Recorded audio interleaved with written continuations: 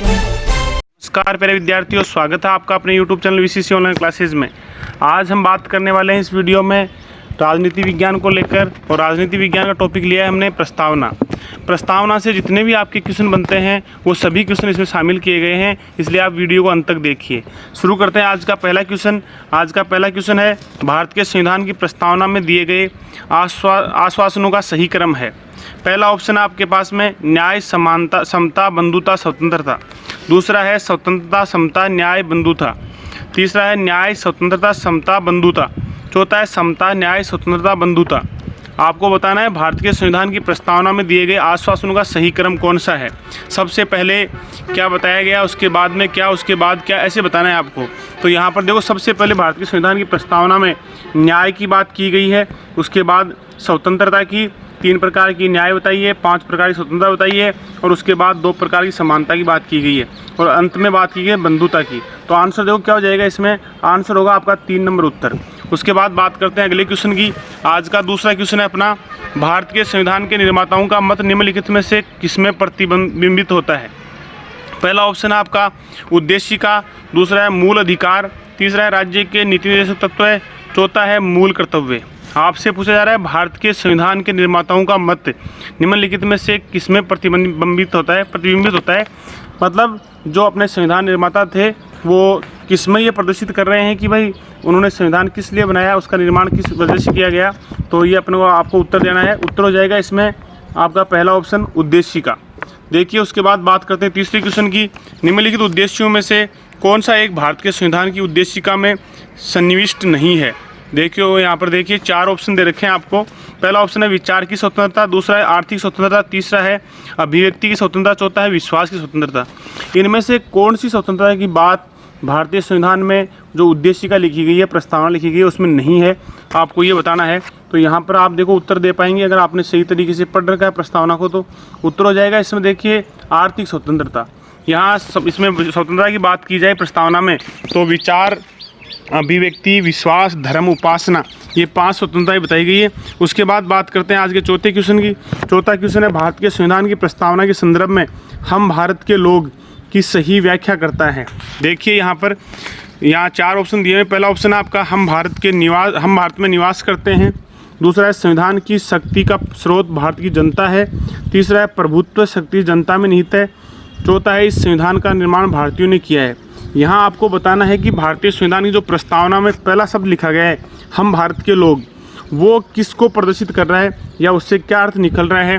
तो यहाँ बताना है आपको क्या अर्थ निकल रहा है। देखो ऑप्शन आपका पहला है 1, 2 व 3, दूसरा है 1, 3 व 4, तीसरा है 1, 4, 2 व 4, चौथा है 2, 3 व 4।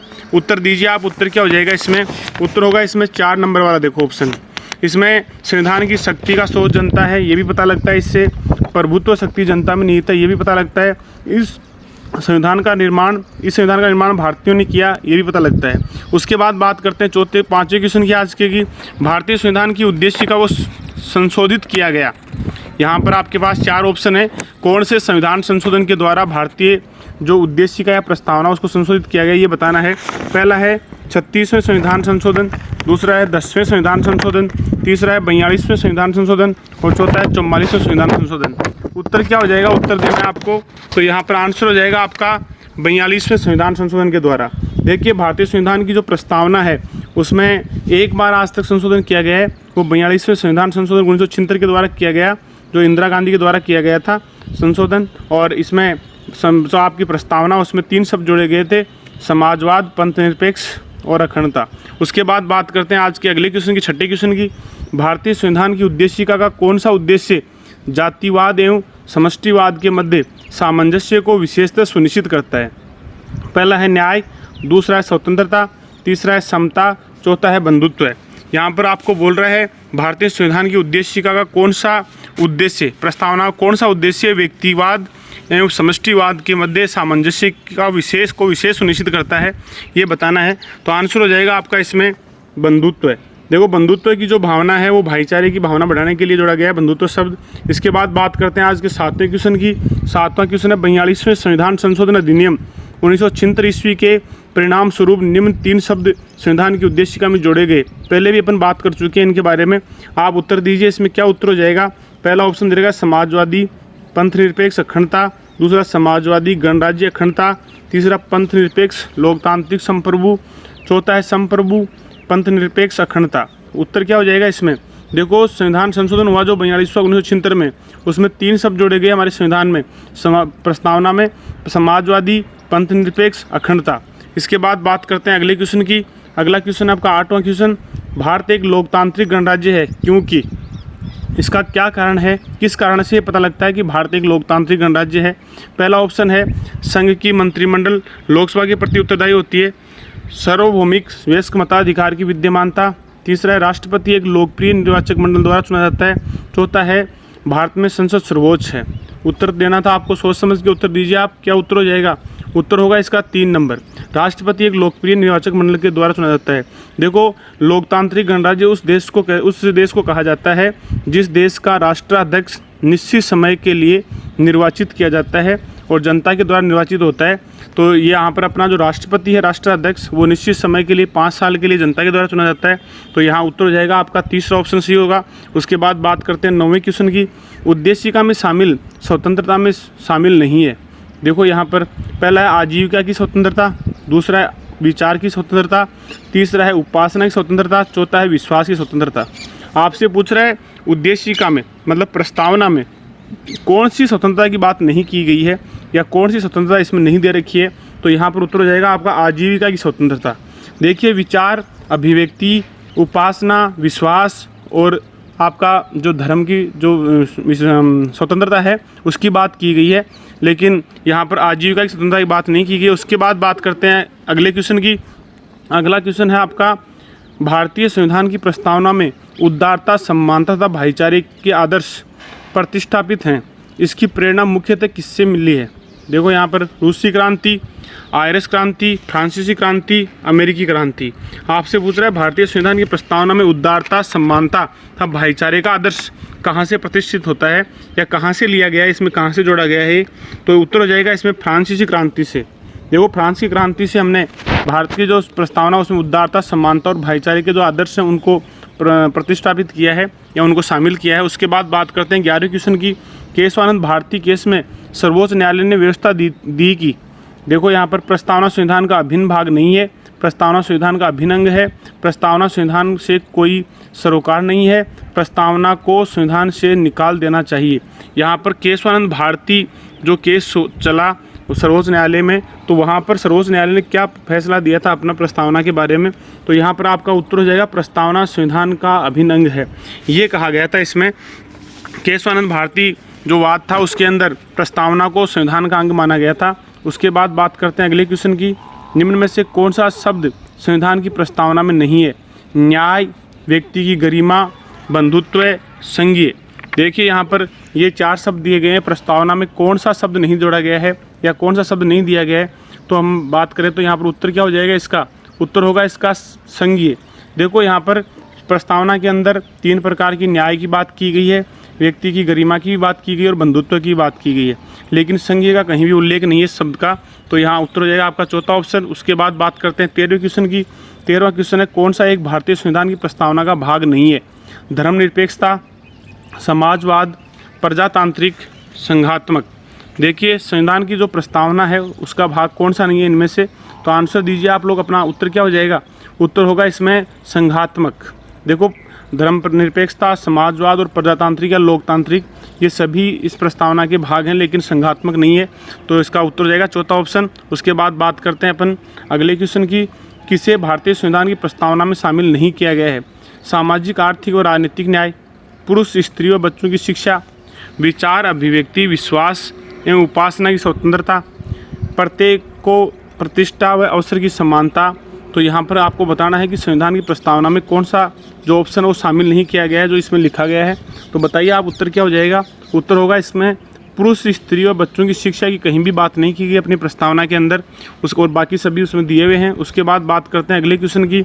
अगला क्वेश्चन है 15वां आज का अपना। भारतीय संविधान की प्रस्तावना के प्रारंभिक शब्द वी द पीपुल कहाँ से लिया गया है? तो यहाँ ऑप्शन आपके पास में यूएनओ चार्टर, अमेरिका की स्वतंत्रता घोषणा, उसके बाद आयरिश संविधान, फ्रेंच संविधान। यहाँ पर ये पूछ रहा है भारतीय संविधान में जो प्रस्तावना का शब्द है प्रारंभ में वी द पीपुल या हम भारत के लोग या हम भारत के लोग जो दिया हुआ है तो वो कहाँ से लिया गया है इसमें शब्द, तो यहाँ पर आ जाएगा आपका उत्तर यूएनओ के चार्टर से। यहाँ से हमने ये जो पहला शब्द है हम भारत के लोग वो लिया है। उसके बाद बात करते हैं 16वें क्वेश्चन की, भारतीय संविधान की प्रस्तावना में कौन सा शब्द प्रयुक्त नहीं हुआ है। 4 ऑप्शन है, उदारवादी, पंथनिरपेक्षता, संप्रभु, लोकतांत्रिक। भारतीय संविधान की जो प्रस्तावना है उसमें कौन सा शब्द प्रयुक्त नहीं हुआ, इनमें से बताना है। उदारवादी, पंथनिरपेक्षता, संप्रभु और लोकतांत्रिक। तो आंसर हो जाएगा आपका क्या, देखिए उत्तर दीजिए आप लोग सभी। उत्तर हो जाएगा इसमें उदारवादी। उदारवाद का इसमें प्रस्तावना में कहीं भी उल्लेख नहीं किया गया है। उसके बाद बात करते हैं अगले क्वेश्चन की, 17वें क्वेश्चन की, भारतीय संविधान के किस भाग में आर्थिक न्याय संविधान का लक्ष्य घोषित किया गया है। तो यहाँ पर देखो ऑप्शन दे रखा है, उद्देश्य का मौलिक अधिकार और नीति निर्देशक तत्व है, उद्देश्य का था नीति निर्देशक तत्व है, मौलिक अधिकार था उद्देश्य का, मौलिक अधिकार था नीति निर्देशक तत्व है। तो यहाँ पर आपको बताना भारतीय संविधान के किस भाग में आर्थिक न्याय संविधान का लक्ष्य घोषित किया गया है। तो उत्तर दीजिए आप सोच समझकर। उत्तर हो जाएगा इसमें आपका 2 नंबर, उद्देश्य का एवं नीति निर्देशक तत्व है। इन दोनों जगह आर्थिक न्याय की बात की गई है संविधान के अंदर। उसके बाद बात कर लेते हैं अगले क्वेश्चन की। आज का अगला क्वेश्चन अपना 18वां, यह प्रस्तावना सदन के प्रत्येक सदस्य की इच्छा को समेटती है कि इस संविधान की जड़ें, इसकी अधिसत्ता, इसकी प्रभुसत्ता जन आधार में निहित है। उक्त कथन किसका है, महात्मा गांधी, भीमराव अम्बेडकर, जवाहरलाल नेहरू, BN राव। आंसर देना है आपको सोच समझकर। क्या उत्तर हो जाएगा, ये प्रस्तावना सदन के प्रत्येक सदस्य की इच्छा को समेटती है कि इस संविधान की जड़ें, इसकी अधिसत्ता, इसकी प्रभुसत्ता जनसाधारण में निहित है। यहाँ पर जनसाधारण लिखा हुआ है ये, तो ये किसने दिया था ये कथन हो जाएगा आपका, देखो भीमराव अम्बेडकर। दूसरा ऑप्शन हो जाएगा इसमें उत्तर। उसके बाद बात करते हैं अगले क्वेश्चन की, 19वें क्वेश्चन की, भारतीय संविधान का कौन सा भाग भारतीय संविधान की आत्मा माना जाता है। यहाँ पर आपके पास 4 ऑप्शन है, मौलिक अधिकार, नीति निर्देशक तत्व है, संविधान की प्रस्तावना, न्यायपालिका। क्या उत्तर हो जाएगा इसमें, भारतीय संविधान का कौन सा भाग भारतीय संविधान की आत्मा माना जाता है। संविधान की प्रस्तावना। हालांकि अनुच्छेद 32 को भीमराव अम्बेडकर ने भी संविधान की आत्मा कहा है, लेकिन भारतीय संविधान का जो आत्मा की बात करें तो कौन सा भाग माना जाता है, संविधान की प्रस्तावना। उसके बाद बात करते हैं अपन 20वें क्वेश्चन की। 20वां क्वेश्चन है, भारतीय संविधान के आलेख में समाजवाद शब्द को सम्मिलित करने का सर्वोच्च स्पष्टीकरण है।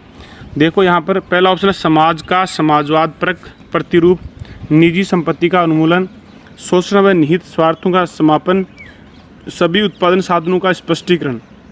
आंसर देना है, भारतीय संविधान के आलेख में समाजवाद शब्द को सम्मिलित करने का सर्वोच्च स्पष्टीकरण। सर्वोच्च कारण क्या रहा, तो यहाँ पर उत्तर दो आप सोच समझकर। क्या उत्तर हो जाएगा, उत्तर होगा इसमें समाज का समाजवाद परक प्रतिरूप, यह आंसर हो जाएगा। उसके बाद बात करते हैं 21वें क्वेश्चन की, किस देश का संविधान विकसित व नमनीय संविधान है। यहाँ पर ऑप्शन है आपके पास, भारत, संयुक्त राज्य अमेरिका, सोवियत संघ, ब्रिटेन। किस देश का संविधान विकसित व नमनीय संविधान है ये बताना है आपको। तो उत्तर हो जाएगा इसके अंदर, ब्रिटेन का जो संविधान है वो विकसित व नमनीय संविधान है। उसके बाद बात करते हैं आज के अगले क्वेश्चन की, 22वें क्वेश्चन की, हमारे संविधान में प्रस्तावना के लिए क्या सही नहीं है। कौन सी बात सही नहीं लिखी गई है इसमें से देखना है आपको। एक कानूनी दस्तावेज है, यह अवसर की समानता प्रदान करता है, यह विचार एवं अभिव्यक्ति की स्वतंत्रता प्रदान करता है, यह सामाजिक, आर्थिक और राजनीतिक न्याय प्रदान करता है। आंसर देना है, हमारे संविधान में प्रस्तावना के लिए क्या सही नहीं है, ये उत्तर देना है आपको। तो क्या उत्तर हो जाएगा इसमें, एक कानूनी दस्तावेज है, ये गलत है इसके लिए, बाकी सभी सही है। ये अवसर की समानता प्रदान करता है, उसके साथ ही ये विचार एवं अभिव्यक्ति स्वतंत्रता प्रदान करता है, ये सामाजिक, आर्थिक और राजनीतिक न्याय की बात करता है। तो हमारी प्रस्तावना इसमें सभी लिखे हुए हैं, लेकिन ये कानूनी दस्तावेज ये नहीं लिखा गया है। उसके बाद बात करते हैं अपन अगले क्वेश्चन की, 23वें क्वेश्चन की, भारतीय संविधान के दर्शन का सर्वोच्चतम उदाहरण है गांधीकृत हिंद स्वराज्य का मूल कथन, लाहौर अधिवेशन 1929 का नेहरू का अध्यक्षीय भाषण, उद्देश्य प्रस्ताव 1947 प्रारूप समिति अध्यक्ष का वक्तव्य। यहाँ पर आपसे पूछ रहा है भारतीय संविधान के दर्शन का सर्वोच्च उदाहरण कौन सा है। तो उत्तर हो जाएगा आप लोगों का, देखो कौन सा, उद्देश्य प्रस्ताव 1947, क्योंकि यही आगे चल कर के प्रस्तावना बना और प्रस्तावना में जो हमारा संविधान है उसका दर्शन जो है वो मिलता है कि किस उद्देश्य से इस संविधान को तैयार किया गया है, बनाया गया है, इसका क्या उद्देश्य है, वो सभी प्रस्तावना मिलते हैं। और प्रस्तावना जो उद्देश्य प्रस्ताव था जो पंडित जवाहरलाल नेहरू ने रखा था वो पारित हुआ था 1947 में, उसी को माना गया है। उसके बाद बात करते हैं अपना अगले क्वेश्चन की, 24वें क्वेश्चन की, केशवानंद भारती केस का संबंध किस वर्ष से है। कौन से वर्ष में केशवानंद भारती बनाम केरल राज्यवाद आया था। जिसमें संविधान की प्रस्तावना को संविधान का भाग माना गया था सर्वोच्च न्यायालय द्वारा। तो यहाँ पर उत्तर देना है आपको। पहला ऑप्शन है 1967, दूसरा 1973, तीसरा 1980, चौथा है 1952। आंसर दीजिए। आंसर क्या हो जाएगा इसमें? आंसर हो जाएगा इसमें केशवानंद भारती जो केस है वो आया था आपका 1973 में। तो 1973 में इस केस में सर्वोच्च न्यायालय था, उसने क्या फैसला दिया गया था? उसके द्वारा फैसला दिया गया था कि जो प्रस्तावना है वो संविधान का भाग है। उसके बाद बात करते हैं आज के अंतिम क्वेश्चन की, 25वें क्वेश्चन की। भारत के संविधान के किस अनुच्छेद के अंतर्गत राज्य शब्द को परिभाषित किया गया है? यहाँ 4 ऑप्शन है, अनुच्छेद 13, अनुच्छेद 12, अनुच्छेद 14, अनुच्छेद 32। कौन से अनुच्छेद के अंतर्गत राज्य शब्द को परिभाषित किया गया है? तो यहाँ उत्तर क्या हो जाएगा आपका? देखिए, राज्य शब्द को परिभाषित हमारे संविधान के अनुच्छेद 12 में किया गया है। तो आंसर हो जाएगा इसका अनुच्छेद 12। तो आज के वीडियो में जो बताया गया वो आपको पसंद आया होगा। पसंद आया तो वीडियो को लाइक कर दें, साथ में दोस्तों को शेयर कर दें और अपने चैनल को सब्सक्राइब कर लें। मिलते हैं अगले वीडियो में, तब तक के लिए जय हिंद, जय भारत दोस्तों।